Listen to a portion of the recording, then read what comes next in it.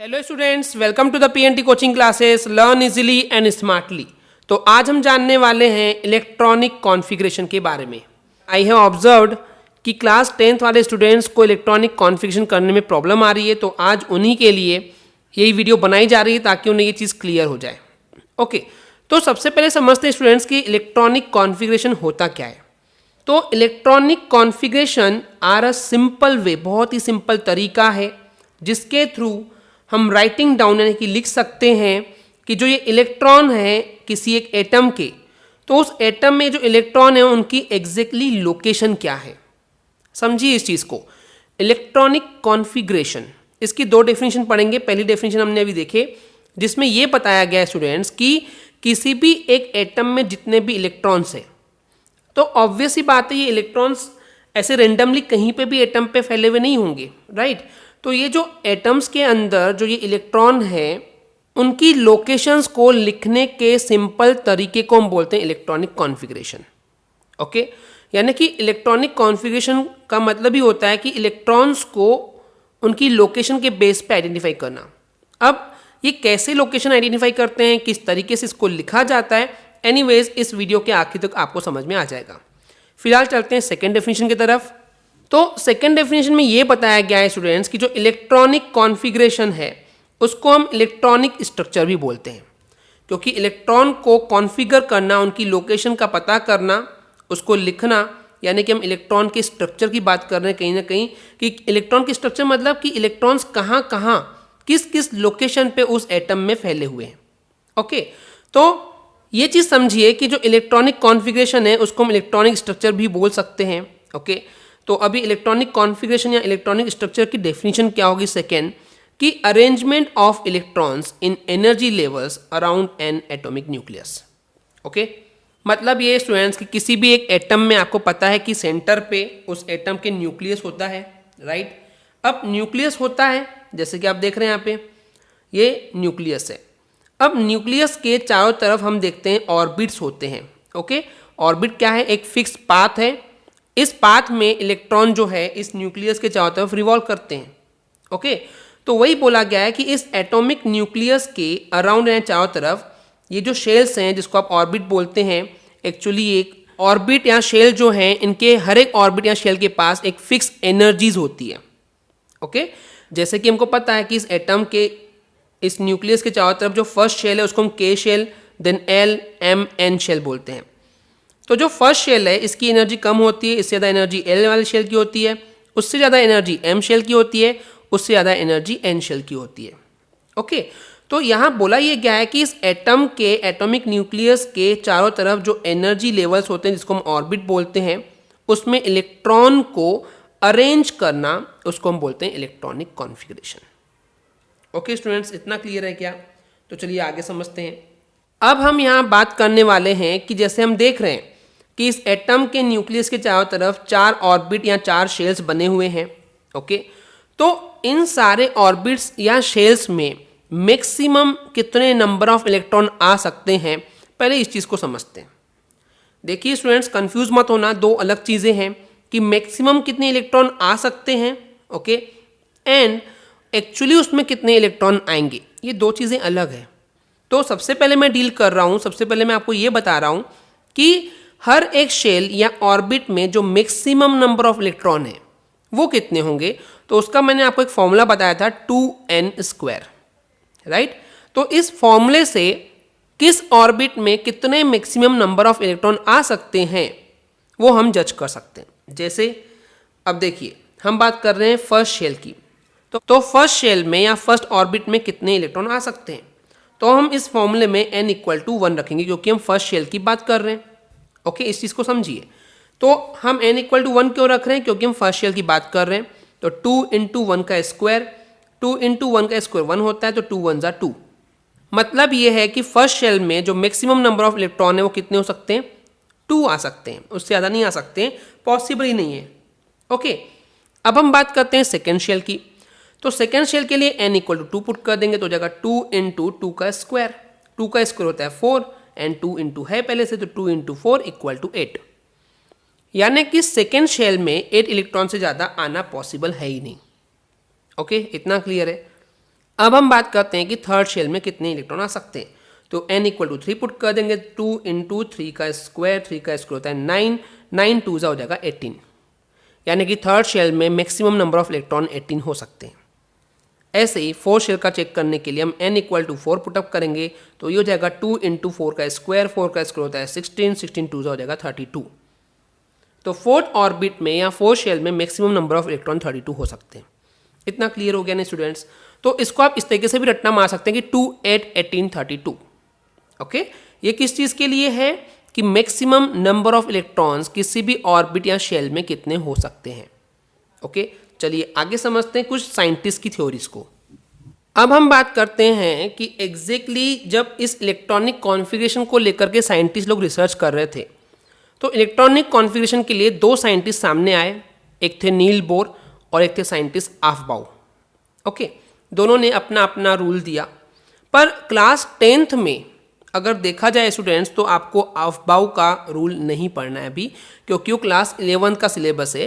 Okay, class 11 में anyways आप पढ़ने वाले हो, जिसमें इन ऑर्बिट्स को ऑर्बिटल्स में सब डिवाइड किया गया था, S, P, D, F. Okay, तो इस चीज़ पे मैं इन डेप्थ में नहीं जाऊंगा स्टूडेंट्स, ऑर्बिटल्स क्या होते हैं एंड ऑल, क्योंकि ये सब चीज़ें क्लास 11 का मटेरियल है। आपके क्लास 10th में जो है सिर्फ और सिर्फ नील बोर के अकॉर्डिंग जो इलेक्ट्रॉनिक कॉन्फ़िगरेशंस हैं वो आपके सिलेबस में रखा गया है, तो हम साइंटिस्ट नील बोर के अकॉर्डिंग ही डिस्कस करेंगे। इसके अलावा हम इन इलेक्ट्रॉनिक कॉन्फ़िगरेशन में सिर्फ और सिर्फ एटॉमिक नंबर 1 से लेकर के एटॉमिक नंबर 20 तक के ही इलेक्ट्रॉनिक कॉन्फ़िगरेशन देखने वाले हैं, क्योंकि उसके आगे फिर कुछ exceptions, new theories, Aufbau principal, ये सब चीज़ों की ज़रूरत पड़ती है जो कि आप क्लास 11 में पढ़ेंगे। तो इसलिए स्टूडेंट्स मैं अननेसेसरी इस चीज़ को टफ नहीं बनाऊंगा। ओके, मैं क्लास 10 तक के ही लिमिट रखूंगा एंड हम यहाँ पे इसको डील करते हैं। तो चलिए अब बात करते हैं कि रूल्स क्या हैं इस इलेक्ट्रॉनिक कॉन्फ़िगरेशन के। तो रूल क्या है, पहले समझिए स्टूडेंट्स इस चीज़ को कि किसी भी एटम के इलेक्ट्रॉनिक कॉन्फ़िगरेशन जब हम करना चाहते हैं तो उसका जो आउटर मोस्ट ऑर्बिट होता है या फिर जो आउटर मोस्ट शेल होता है, आप इसको बोलते हैं वैलेंस ऑर्बिट या वैलेंस शेल। कुल मिला के बोलने का मतलब ये है कि सबसे बाहर वाला जो शेल है, जो सबसे बाहर वाला जो ऑर्बिट है, उसमें मैक्सिमम 8 इलेक्ट्रॉन्स कैरी कर सकता है वो शेल या फिर ऑर्बिट। देखिए स्टूडेंट्स, देखा जाए तो ये इनकम्प्लीट रूल है, 100% ट्रू इसलिए नहीं बोल सकते क्योंकि हम सिर्फ और सिर्फ एटॉमिक नंबर 20 तक के ही डील करने वाले हैं क्लास 10th में। ओके, तो ये जो रूल है ये एटॉमिक नंबर 20 तक के ही अप्लाई होता है, एंड अगर इस रूल को आप फॉलो करेंगे तो आप एटॉमिक नंबर 20 तक के इलेक्ट्रॉनिक कॉन्फ़िगरेशन ईजिली कर सकते हैं। ओके, तो ये रूल एग्जैक्टली 100% वेरीफाई कब तक है? सिर्फ एलिमेंट जिसका एटॉमिक नंबर 20 होगा उस तक। ओके, यानी कि 1 से 20 तक के ये रूल काम करता है। तो रूल क्लियर है कि आउटर मोस्ट ऑर्बिट पे, चाहे वो सेकेंड ऑर्बिट हो, थर्ड ऑर्बिट हो या फोर्थ ऑर्बिट हो, फर्स्ट ऑर्बिट पे क्यों अप्लाई नहीं हो सकता है स्टूडेंट्स? क्योंकि फर्स्ट ऑर्बिट में मैक्सिमम नंबर ऑफ इलेक्ट्रॉन कितने आ सकते हैं? 2, तो 8 तो पॉसिबल ही नहीं है। ओके, तो अब थोड़ा कंफ्यूजन हो गए होंगे आप लोग, राइट? देखिए मैं क्या बोल रहा हूँ, हर ऑर्बिट में मैक्सिमम नंबर ऑफ इलेक्ट्रॉन कितने होने चाहिए? तो फर्स्ट ऑर्बिट में 2, फिर 8, फिर 18 एंड 32, ये हमने अभी पढ़ लिए। पर मैं बोल रहा हूँ जब आप इलेक्ट्रॉनिक कॉन्फ़िगरेशन कर रहे हैं तो इलेक्ट्रॉनिक कॉन्फ़िगरेशन करते समय आपको ये ध्यान में रखना है कि सबसे बाहर वाले ऑर्बिट पे या शेल पे आप 8 से ज़्यादा इलेक्ट्रॉन मत रखना, तो आपका इलेक्ट्रॉनिक कॉन्फ़िगरेशन सही होगा। इतना समझ में आया क्या? नहीं समझ में आया तो एग्जाम्पल से आपको अभी समझ में आ जाएगा। तो बेसिकली स्टूडेंट्स, एग्जाम्पल के तौर पे हम एटॉमिक नंबर 1 से लेकर के एटॉमिक नंबर 20 तक के सारे एलिमेंट्स का इलेक्ट्रॉनिक कॉन्फ़िगरेशन देखने वाले। जैसे कि हाइड्रोजन हो गया, हाइड्रोजन का एटॉमिक नंबर 1 होता है तो इसके पास इलेक्ट्रॉन भी 1 होगा, तो ये सबसे पहले वाले ऑर्बिट में आ जाएगा। हीलियम में कितने हैं? हीलियम के पास होते हैं 2 इलेक्ट्रॉन, तो ये पहले शेल में आ सकता है क्योंकि पहले वाले शेल या ऑर्बिट में 2 इलेक्ट्रॉन आ सकते हैं, नो प्रॉब्लम।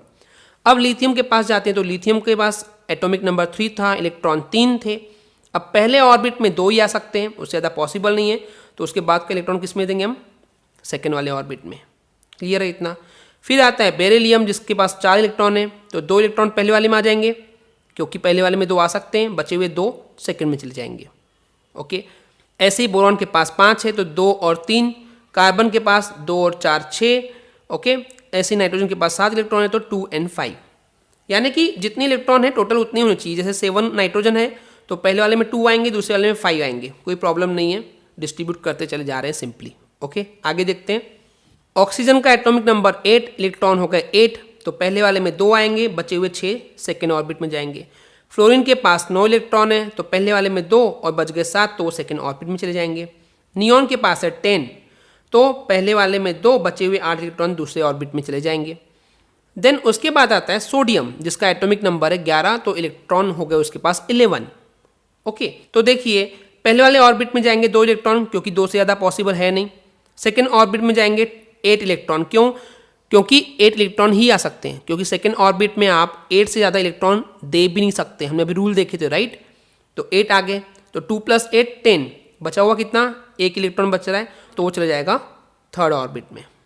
इतना क्लियर है। फिर आता है मैग्नीशियम, जिसका एटॉमिक नंबर है 12, इलेक्ट्रॉन हो गया 12, तो 2n8 10, बचे हुए 2 आ जाएंगे थर्ड ऑर्बिट में।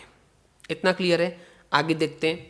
नेक्स्ट है एल्यूमिनियम, इसके पास 13 इलेक्ट्रॉन है, तो 2n8 10, बचे हुए 3 इलेक्ट्रॉन आ जाएंगे थर्ड ऑर्बिट में। नेक्स्ट है सिलिकॉन, सिलिकॉन का एटॉमिक नंबर 14, इलेक्ट्रॉन हो गए 14, तो 2n8 10, बचे हुए 4 इलेक्ट्रॉन आ जाएंगे थर्ड ऑर्बिट में। नेक्स्ट है फास्फोरस, एटॉमिक नंबर 15, इलेक्ट्रॉन हो गए 15, 2n8 10, बचे हुए 5 इलेक्ट्रॉन आ जाएंगे थर्ड ऑर्बिट में। नेक्स्ट है सल्फर, इसका एटॉमिक नंबर हो गया 16, इलेक्ट्रॉन हो गए 16, तो 2 + 8 10, एंड बचे हुए 6 इलेक्ट्रॉन आ जाएंगे थर्ड ऑर्बिट में। नेक्स्ट है क्लोरीन, एटॉमिक नंबर 17, इलेक्ट्रॉन हो गए 17, 2 + 8 10, बचे हुए 7 इलेक्ट्रॉन आ जाएंगे थर्ड ऑर्बिट में। नेक्स्ट है ऑर्गन, एटॉमिक नंबर 18, इलेक्ट्रॉन हो गए 18, तो 2 + 8 10, बचे हुए 8 इलेक्ट्रॉन आ जाएंगे थर्ड ऑर्बिट में। यहाँ तक की कहानी बहुत सिंपल थी स्टूडेंट्स। अब थोड़ा सा ट्विस्ट होगा। ऑर्गन के बाद आता है पोटेशियम, जिसका एटॉमिक नंबर है 19, इलेक्ट्रॉन हो जाएंगे 19।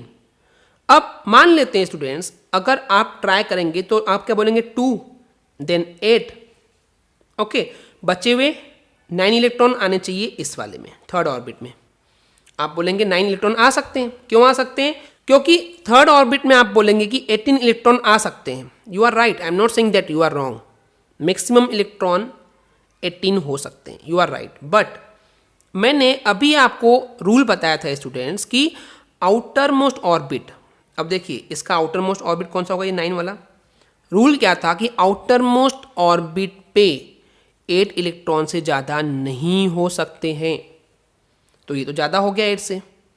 इस वजह से हम क्या करेंगे, 2 8 हो गए 10, 10 + 8 18, तो 1 इलेक्ट्रॉन जो बढ़ रहा था उसको फोर्थ ऑर्बिट में हम डाल देंगे। इतना क्लियर है क्या कि यहाँ पे 8 के बाद 1 क्यों लिए एंड यहाँ पे 9 क्यों नहीं किए? क्योंकि रूल हमने आपको बताए थे कि आउटर मोस्ट ऑर्बिट पे जो मैक्सिमम नंबर ऑफ इलेक्ट्रॉन होने चाहिए वो कितने हैं, 8। ओके, तो दैट इज द रीजन कि यहाँ पे फोर्थ ऑर्बिट में इलेक्ट्रॉन चले गया है। ओके, नेक्स्ट है कैल्शियम, जिसका एटॉमिक नंबर है 20, इलेक्ट्रॉन हो गए 20, तो 2 8 हो गए 10, 10 + 8 18, 18 एंड 2 20, तो वो 2 इलेक्ट्रॉन चले जाएंगे फोर्थ ऑर्बिट में। आप इसको 10 नहीं कर सकते क्योंकि आउटर मोस्ट ऑर्बिट पे 8 से ज़्यादा इलेक्ट्रॉन नहीं हो सकते। I am reminding you students again कि ये रूल सिर्फ और सिर्फ एटॉमिक नंबर 20 तक के ही काम करता है, आपके सिलेबस में इतना ही है, इस वजह से मैं इसके अलावा ज़्यादा रूल्स पे फोकस नहीं कर रहा हूँ। ओके स्टूडेंट्स, आई होप आपको क्लियर हो गया होगा। अगर आपको हमारी वीडियो से कुछ भी सीखने मिला या नॉलेज मिला तो प्लीज़ हमारे चैनल को सब्सक्राइब कीजिए एंड वीडियो को लाइक ज़रूर करें। आज के लिए इतना ही, थैंक यू।